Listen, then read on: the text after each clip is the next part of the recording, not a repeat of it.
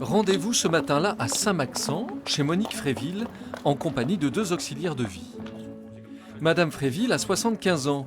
Elle bénéficie depuis 3 ans de services d'aide liés à sa dépendance, des services assurés jusque-là par l'intermédiaire d'une association de prestations à domicile. Le conseil départemental est passé vous voir et ils veulent vous passer en mandataire. Oui. Et j'ai refusé. Et vous avez refusé. Monique Fréville est très inquiète. Il y a 6 mois, elle a reçu la visite de 2 assistantes sociales qui ont réévalué sa situation et l'ont fortement incitée à devenir employeur direct de son aide à domicile. C'est également le cas de l'une de ses amies. Ils lui ont fait signer. Ah oui. Elle a 80 et quelques, elle a signé. Ils obligent un peu les gens. Ils obligent. Ils obligent. Non, mais nous, quand on le dit, on nous dit que c'est pas vrai. Nous sommes des menteuses pour le département, on est des Je pense menteuses. qu'il y a quand même abus de faiblesse. C'est pour ça voilà. que nous, on veut des témoignages. Vraiment. Moi, ce qui me contrarie, c'est de ne plus avoir déjà les mêmes personnes. Je suis habituée maintenant. Et puis, c'est de la paperasse en supplément. Hein, il faut faire les déclarations et tout ça. Je n'ai pas ma tête à moi pour faire tout ça. Si le conseil départemental dit c'est ça ou rien, Eh bien, ça ne sera rien. On s'arrangera tout de suite. Ça sert à rien. comment ferez-vous? Je tâcherai d'assumer au mieux avec madame. Je crois que j'en fais déjà pas mal, mais bon, on forcera un peu son talent, puis c'est tout.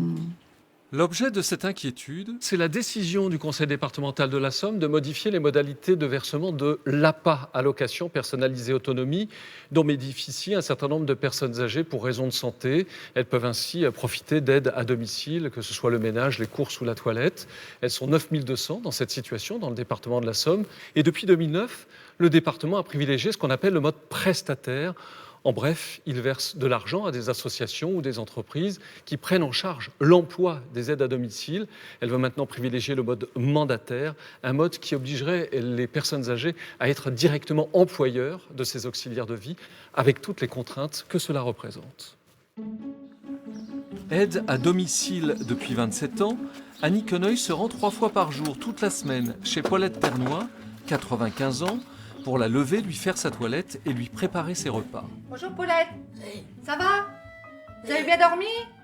Oui, on va se lever. Elle est salariée de l'association du Vimevert et craint que le passage en mode mandataire lui fasse perdre tous ses droits, notamment son ancienneté. Voilà.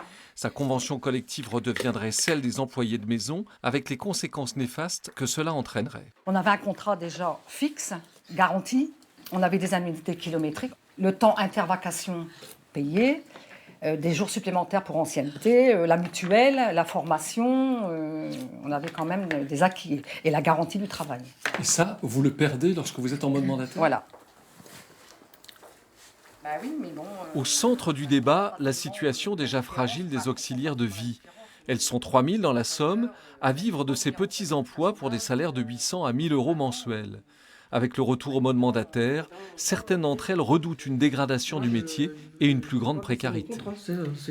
J'avais une collègue qui travaillait en mandataire et elle ne pouvait même pas faire de prêt pour acheter sa maison parce que c'est des contrats précaires. Et quand justement, on lui a proposé le prestataire, mais là, elle a réussi à avoir un crédit pour pouvoir acheter sa maison. Donc, c'est quand même important. Donc, on retourne en arrière. Moi, quand j'ai fait mandataire, j'avais pas du tout de week-end. Hein. Non. Pas de vacances, parce que des moments, il n'y avait personne pour me remplacer, quoi. Là, bon, l'association a nous fait nos bulletins de paye, et puis c'est eux qui nous payent. Qu'en mandataire, eh ben non. Il y a des gens qui nous payent aussitôt, et des gens, il faut réclamer combien de fois pour être payé, quoi. Moi, j'ai peur que ça développe le travail au noir parce que... Oh, ben, de toute façon, c'est sûr. C'est sûr. C'est sûr. Des bénéficiaires inquiets et des aides à domicile indignés qui ont obtenu le soutien d'une alliée politique de premier plan, Pascal Boitard, secrétaire d'État aux personnes âgées, qui a attaqué le conseil départemental en justice.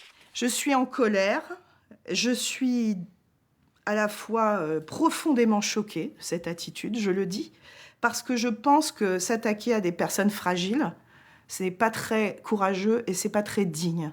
Et donc, j'ai demandé effectivement au préfet de la Somme de se substituer à ces personnes âgées qui ne pouvaient pas se défendre seules, de pouvoir porter devant le tribunal social leur recours. Laurent Saumon, le président LR du conseil départemental de la Somme, est bien décidé à faire front et à modifier le système. Dans un courrier datant de début décembre 2016, il interpelle l'actuel Premier ministre, Bernard Cazeneuve, dénonçant le harcèlement juridique de Pascal Boitard et son ingérence dans les affaires de la collectivité. Côté département, on est maintenant plutôt embarrassé par l'ampleur de la polémique. La collectivité défend sa position avec une équation difficile à résoudre, maintenir une politique de solidarité dans une situation financière très délicate. L'APA, ça pèse combien dans le budget du département ? Il nous manque 40 millions pour équilibrer. L'État, concernant la compensation de l'APA 1, c'était fin 2015, 18 200 000. Il nous restait grosso modo 40 millions à notre charge. Pourquoi le mode mandataire coûte-t-il moins cher au département ? Il coûte moins cher parce que le mandataire, aujourd'hui à 12,80 € permet de payer l'auxiliaire de vie sans impacter en charge de fonctionnement le service de maintien à domicile. C'est là où, quasiment à service égal, nous, ça nous coûte 12,80 € de l'heure au lieu de 19 € prestataire.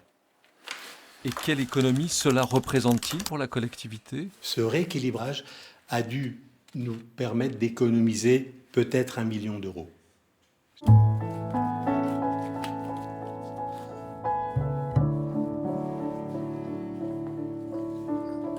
Vous avez une peau de bébé. Ah oui. Ça fait du bien, hein?